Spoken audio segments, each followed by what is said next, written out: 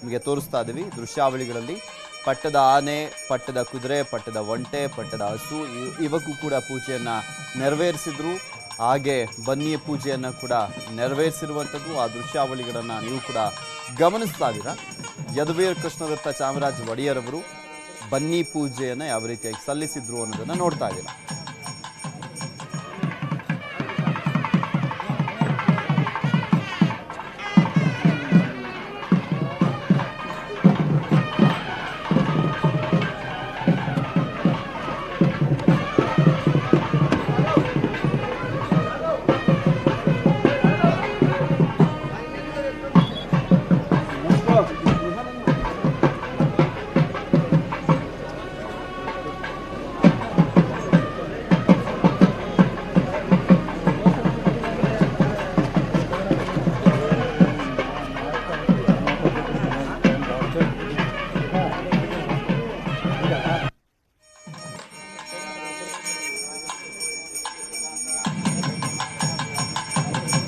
ಮೈಸೂರು ರಾಜರಿಗೆ ಇಂದಿಗೂ ಕೂಡ ಅಲಮೇಲಮ್ಮ ಶಾಪ ಕಾಡ್ತಿದೆಯಾ? ಮೈಸೂರು ರಾಜವಂಶಸ್ಥರೇ ಬರೆಸಿರುವಂತ ಶ್ರೀಮಾನ್ ಮಹಾರಾಜ ವಂಶಾವಳಿಯಲ್ಲಿ ಉಲ್ಲೇಖಿಸಿರುವುದೇನಾಗಾದ್ರೆ ಯಾವ ಕಾರಣಕ್ಕೆ ಅಲಮೇಲಮ್ಮ ಶಾಪ ಕೊಟ್ಟಳು ಅನ್ನೋದರ ಇತಿಹಾಸವನ್ನ ಇಲ್ಲಿ ಹೇಳ್ತಾರೆ. ಅದನ್ನ ತಿಳ್ಕೊಳ್ಳೋಣ. ಆದರೆ ಮೈಸೂರು ರಾಜವಂಶದವರೇ ಬರೆಸ್ಕೊಂಡಂತಹ ಕಥೆಯಲ್ಲಿ ಶ್ರೀಮನ್ ಮಹಾರಾಜ ವಂಶಾವಳಿಯಲ್ಲಿ ಈ ಅಲಮೇಲಮ್ಮನ ಶಾಪದ ಬಗ್ಗೆ ಉಲ್ಲೇಖಿಸಲಾಗಿದೆ. ಆವತ್ತಿಂದ ಇದೊಂದು ದೊಡ್ಡ ಚರ್ಚೆನೇ. ಏನಂತಂದರೆ ಮೈಸೂರು ಅರಸರಿಗೆ ಒಂದು ಶಾಪ ಇದೆ. ಆ ಶಾಪ ಏನು ಅಂತ ಹೇಳಿದ್ರೆ, ಮಾಲಂಗಿ ಮಡುವಾಗಿ ತಲಕಾಡು ಮರಳಾಗಿ ಮೈಸೂರು ರಾಜರಿಗೆ ಮಕ್ಕಳಾಗದಿರಲಿ ಅಂತ ಒಂದು ಶಾಪವನ್ನು ಕೊಟ್ಟಿದ್ದಾರೆ ಅಂತ. ಯಾರು ಈ ಶಾಪವನ್ನು ಕೊಟ್ಟವರು ಅಂತ ಕೇಳಿದ್ರೆ, ಶ್ರೀರಂಗಪಟ್ಟಣದಲ್ಲಿ ತಿರುಮಲರಾಯ ಅಂತ ಒಬ್ಬ ಆಳ್ತಾ ಇದ್ದ. ಅವನ್ನ ರಂಗರಾಯ ಅಂತಲೂ ಕೂಡ ಕರೀತಾರೆ. ಈ ತಿರುಮಲರಾಯ ವಿಜಯನಗರ ಸಾಮ್ರಾಜ್ಯದ ಕಟ್ಟಕಡೆಯ ದಿವಾನ ಅಂತ ಅನ್ಕೋಬೋದು. ಅವರ ಸಂಬಂಧಪಟ್ಟವರೇನೆ, ಸಂಬಂಧಿಕರೇನೆ. ಆದರೆ ಗವರ್ನರ್ ಅಂತ ರಾಜ್ಯಪಾಲ ಅಂತ ಹೇಳಲ್ವ, ಈ ರಾಜ್ಯಕ್ಕೆ ಸಂಬಂಧಪಟ್ಟಂತೆ, ಮೈಸೂರು ರಾಜ್ಯಕ್ಕೆ ಸಂಬಂಧಪಟ್ಟಂತೆ ವಿಜಯನಗರದ ಸಾಮ್ರಾಜ್ಯವನ್ನು ಪ್ರತಿನಿಧಿಸ್ತಿದ್ದಂತಹ ಒಬ್ಬ ಆಡಳಿತಗಾರ ಶ್ರೀರಂಗಪಟ್ಟಣದಿಂದ ಆಳ್ತಾ ಇದ್ದ. ಅವರ ಹೆಂಡತಿಯೇ ಅಲಮೇಲಮ್ಮ. ಏನಾಯಿತು, ಇಲ್ಲಿ ಕೆಸರೆ ಹತ್ರ ಯುದ್ಧ ಆಯಿತು. ಆ ಯುದ್ಧದಲ್ಲಿ ಮತ್ತು ರಾಜ ಒಡೆಯರ್ನ ಕಾರಣದಿಂದಾಗಿ ತಿರುಮಲರಾಯ ಸೋತು ತನ್ನೆಲ್ಲ ಇದನ್ನು ರಾಜ ಒಡೆಯರಿಗೆ ಬಿಟ್ಕೊಡ್ಬೇಕಾಗಿ ಬಂತು. ಸೊ ಹಾಗಾಗಿ ಬಿಟ್ಕೊಟ್ಬಿಟ್ಟು ಮಾಲಂಗಿ ಮತ್ತು ತಲಕಾಡು ಕಡೆಗೆ ಹೊರಟೋದ. ಯಾರು? ತಿರುಮಲರಾಯ. ಆ ಒಂದು ಪ್ರಶ್ನೆ ಬಂದಾಗ ಏನಾಯಿತು, ಅವರು ಇಲ್ಲಿಂದ ಹೋಗ್ಬೇಕು, ಶ್ರೀರಂಗಪಟ್ಟಣದಿಂದ ಹೋಗಬೇಕಲ್ಲ ಅವರು. ರಾಜ ಇವನು ಗೆದ್ದಾಯ್ತಲ್ಲ. ಅವರು ಆಚೆಗೆ ಹೋಗುವಾಗ ಈ ರಾಣಿಯಾದಂತಹ ಅಲಮೇಲಮ್ಮ ಅನೇಕ ಆಭರಣಗಳನ್ನು ತನ್ನ ಜೊತೆಯಲ್ಲಿ ತೆಗೆದುಕೊಂಡು ಹೋದ್ಲು, ತನ್ನ ಆಭರಣಗಳು ಅಂತ. ಈಗ ರಾಜ ಒಡೆಯರಿಗೆ ಒಂದು ಕಂಪ್ಲೇಂಟ್ ಬಂತು. ಏನಂತಂದರೆ, ಶ್ರೀರಂಗಪಟ್ಟಣದ ರಂಗನಾಯಕಿ ಅಮ್ಮನವರ ಆಭರಣಗಳನ್ನು ಅಲಮೇಲಮ್ಮ ತಗೊಂಡು ಹೋಗ್ತಾ ಇದ್ದಾರೆ ಅಂತ. ಅಲಮೇಲಮ್ಮ ಏನು ಅಂತಂದರೆ ತನ್ನದೇ ಆಭರಣಗಳನ್ನು ಶ್ರೀರಂಗನಾಯಕಿಗೆ ಕೊಡ್ತಾ ಇದ್ರು, ಅದನ್ನು ಧರಿಸ್ಬಿಟ್ಟು ವಾಪಸ್ ಬರ್ತಾ ಇತ್ತು ಅಂತ. ಆದರೆ ಇವರಿಗೆ ಬಂದಂತಹ ಏನು ಕಂಪ್ಲೇಂಟ್ ಅಂದರೆ, ಅದೆಲ್ಲವೂ ರಂಗನಾಯಕಿ ಆಭರಣಗಳು ಅಲಮೇಲಮ್ಮ ತಗೊಂಡು ಹೋಗ್ತಾ ಇದ್ದಾರೆ ಅಂತ ಬಂತು. ಈಗ ರಾಜ ಒಡೆಯರವರು ಏನು ಮಾಡಿದ್ರು, ಎಲ್ಲ ಆಭರಣಗಳನ್ನು ಹಿಂತಿರುಗಿಸು ಅಂತ ಹೇಳಿದ್ರು ಅಲಮೇಲಮ್ಮನಿಗೆ. ಆದರೆ ಅಲಮೇಲಮ್ಮ ಏನು ಹೇಳ್ತಾಳೆ, ಯಾವುದೂ ದೇವಸ್ಥಾನಕ್ಕೆ ಸಂಬಂಧಪಟ್ಟಿದ್ದಲ್ಲ, ಇದೆಲ್ಲ ನನ್ನ ಸ್ವಂತದ್ದು, ನಾವೇ ದೇವಸ್ಥಾನವನ್ನು ಭಾಳ ಸಲ ಕಾಪಾಡಿರುವಾಗ ಈ ಪ್ರಶ್ನೆನೇ ಬರುವುದಿಲ್ಲ ಅಂತ. ಅಲ್ಲಿ ಏನಾಯಿತೋ ಇವರಿಬ್ಬರು ವಿಚಾರಗಳಲ್ಲಿ ಸ್ವಲ್ಪ ರಾಜಕೀಯವೂ ಇರುತ್ತೆ. ಇದೆಲ್ಲ ಕೇವಲ ಒಂದು ಧಾರ್ಮಿಕ ನಂಬಿಕೆಗಳಲ್ಲಿ ಇರಲ್ಲ. ರಾಜಕೀಯದ ದೃಷ್ಟಿಯಿಂದಾನೋ ಈ ಆಭರಣಗಳನ್ನು ವಶಪಡಿಸ್ಕೊಳ್ಳುವಂತಹ ದೃಷ್ಟಿಯಿಂದಾನೋ ರಾಜ ಒಡೆಯರವರು ಸೈನ್ಯವನ್ನು ಕಳಿಸ್ಬಿಟ್ರು.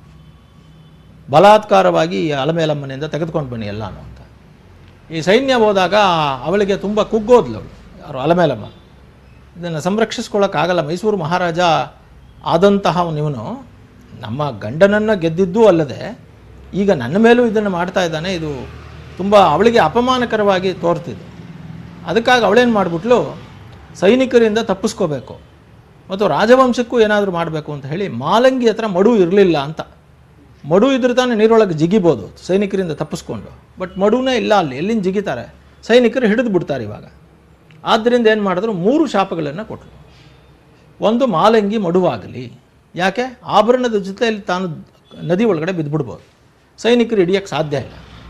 ಎರಡನೇದು, ಆಗ ತಲಕಾಡು ಅತ್ಯಂತ ದೊಡ್ಡ ಸಾಮ್ರಾಜ್ಯವಾದಂತಹ ಒಂದು ದೊಡ್ಡ ಊರಾಗಿತ್ತು, ಕ್ಯಾಪಿಟಲ್ ಸಿಟಿ ಆಗಿತ್ತು. ತಮ್ಗೆ ಗೊತ್ತಿರಲಿ, ಗಂಗರು ಅಲ್ಲೇ ಆಳ್ವಿಕೆ ನಡೆಸಿದರು, ಹೊಯ್ಸಳರು ರಾಜ್ಯ ಆಳ್ವಿಕೆ ನಡೆಸಿದರು, ಚೋಳರು ಅಲ್ಲೇ ರಾಜರಾಜಪುರ ಅಂತ ಮಾಡ್ಕೊಂಡು ಅಲ್ಲೇ ಇದ್ದರು. ರೋಮನ್ ದೇಶದ ಜನಗಳೆಲ್ಲ ಅಲ್ಲಿಗೆ ಬರ್ತಾಯಿದ್ರು ತಲಕಾಡಿಗೆ. ವಿಜಯನಗರ ಕಾಲದಲ್ಲಿ ದೊಡ್ಡ ರಾಜ್ಯವಾಗಿತ್ತದು. ಸೊ ಇವಾಗ ಏನು ಮಾಡಿದ್ರು, ಅಲ್ಲಿಂದ ಐಶ್ವರ್ಯ ಬರ್ತಾಯಿತ್ತು ಮೈಸೂರು ಸಂಸ್ಥಾನಕ್ಕೆ.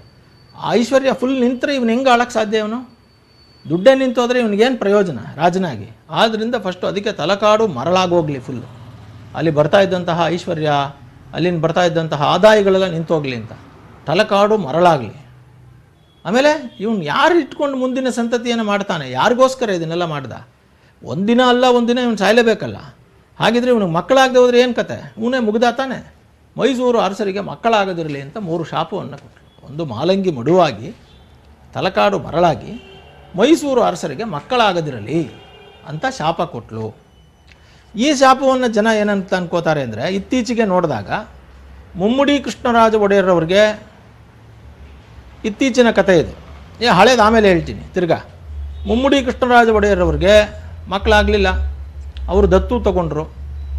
ಆ 10ನೇ ಚಾಮರಾಜ ಒಡೆಯರಿಗೆ ಮಕ್ಕಳಾಯಿತು, ಆಯ್ತಲ್ಲ. ಹಾಗೆ ಅವರಿಗೆ ನೆಕ್ಸ್ಟು ದತ್ತು ತಗೊಂಡ್ರು. ಹೀಗೆ ಈ ಥರ ಪರಿಸ್ಥಿತಿಯಲ್ಲಿ ಬಂತು. ಯಾರು ನಿಮಗೆ ನಾಲ್ವಡಿ ಕೃಷ್ಣರಾಜ ಒಡೆಯರ್ ಮತ್ತು ಕಂಠೀರವ ಯುವರಾಜ ನರಸಿಂಹರಾಜ ಒಡೆಯರ್ ಹುಟ್ಟಿದ್ರು. ಅವರಿಗೆ ನಾಲ್ವಡಿಯವರಿಗೆ ಮಕ್ಕಳಾಗಲಿಲ್ಲ. ಆಮೇಲೆ ಅವರು ದತ್ತು ತೊಗೊಂಡ್ರು, ಅವರೇ ಜಯಚಾಮರಾಜ ಒಡೆಯರು. ಜಯಚಾಮರಾಜ ಒಡೆಯರಿಗೆ ಮಗು ಆಯಿತು, ಯಾರಿಗೆ? ಶ್ರೀಕಂಠದತ್ತ ನರಸಿಂಹರಾಜ ಒಡೆಯರಿಗೆ. ಆದರೆ ಅವ್ರಿಗೆ ಮಕ್ಕಳಾಗಲಿಲ್ಲ. ಅಂದರೆ ದತ್ತು ಆಗುವ ತನಕ ಅವನು ರಾಜ ಆಗಿರಲ್ವಲ್ಲ, ದತ್ತು ಆದಮೇಲೆ ರಾಜ ಆಗ್ತಾನೆ. ಅವನು ದತ್ತು ಆದಮೇಲೆ ಅವನಿಗೆ ಮಕ್ಕಳಾಗಲ್ಲ. ಅಂದರೆ ನೆಕ್ಸ್ಟ್ ದತ್ತು ಆದವನಿಗಾಗುತ್ತೆ, ಅವನಿಗಾಗೋ ಮಗು ರಾಜ ಆಗ್ಬಿಡ್ತಾನಲ್ಲ, ಅವನಿಗಾಗಲ್ಲ ಅಂತ. ಈಗ ಜಯಚಾಮರಾಜ ಒಡೆಯರು ದತ್ತು ಆಗಿ ಬಂದರು, ಜಯಚಾಮರಾಜ ಒಡೆಯರಿಗೆ ಮಗು ಹುಟ್ಟಿತು, ಆಯ್ತಲ್ಲ. ಅವರೇ ಶ್ರೀಕಂಠದತ್ತ ನರಸಿಂಹರಾಜ ಒಡೆಯರ್. ಶ್ರೀಕಂಠದತ್ತ ನರಸಿಂಹರಾಜ ಒಡೆಯರ್ ಜನ್ಮತಃ ರಾಜರಾಗಿದ್ದರು, ಅವರಿಗೆ ಮಕ್ಕಳು ಹುಟ್ಟಲಿಲ್ಲ. ಅದೇ ಥರ ಮುಮ್ಮಡಿ ಕೃಷ್ಣರಾಜ ಒಡೆಯರಿಗೆ ಈ ಥರ ಕಥೆಗಳನ್ನು ಹೇಳಿ, ಇನ್ನು ಕೆಲವರೆಲ್ಲ ಹೇಳ್ತಾರೆ, ಇಲ್ಲ ಇವರಿಗೆ ಬೇಕಾದಷ್ಟು ಮಕ್ಕಳಾಗಿದೆ ಸಂತತಿಗಳು, ಆದ್ದರಿಂದ ಮೈಸೂರು ರಾಜರಿಗೆ ಅರಸರಿಗೆ ಮಕ್ಕಳಾಗದೇ ಇರಲಿ ಅನ್ನೋವಂತಹ ಶಾಪ ಏನೂ ಇಲ್ಲ, ಇದೆಲ್ಲ ಸುಳ್ಳು, ಅಲಮೇಲಮ್ಮನ ಶಾಪ ಸುಳ್ಳು ಅಂತ ಹೇಳ್ತಾರೆ.